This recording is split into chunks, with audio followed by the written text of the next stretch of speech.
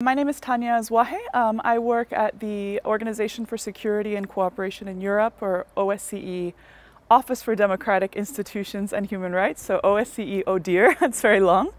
And I work on the democratic governance portfolio, so it's particularly, it tends to be support to parliaments, but essentially it can be open to work to different democratic institutions to promote these, or to help strengthen those institutions for what we hope to see are like more robust democracies in the OSCE region, which is 57 participating states. What we tend to see with public integrity within the OSCE region, I mean, it's very varied, obviously, as you can imagine, but integrity is something that always needs to be reinforced, right? It's something that exists within the people within institutions and within the institutional framework itself. It's something that you want to see reinforced both in terms of like the framework, the legal frameworks and all of that, but also just in the culture. And so I think it's not necessarily something that's unique to the region, but I think something that's always challenging is finding ways to make integrity live on and to adapt to emerging challenges, so new spaces in which integrity can be difficult. For example, now with the climate crisis, we can talk about climate corruption, which is one thing, but then that can also feed into other elements of integrity within the public space.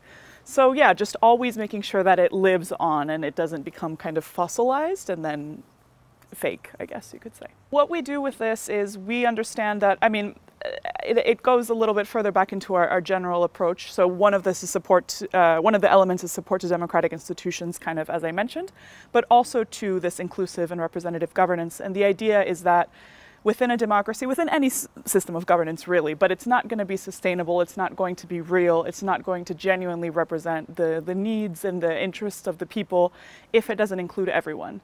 And for as long as we've had democracies, in a lot of ways we've kind of, there's been attention to this, but that's also been ignored to an extent. I think there's been the expectation that you have enough people who can represent the interests of everyone and you don't exactly need those people. But I think more and more we're seeing that has been a flawed approach, and that for democracies to be meaningful and sustainable, we need to bring that in. So a lot of our work is in the gender sphere, so the political participation and representation of women in particular, also with persons with disabilities and with young people, but obviously this includes many other groups.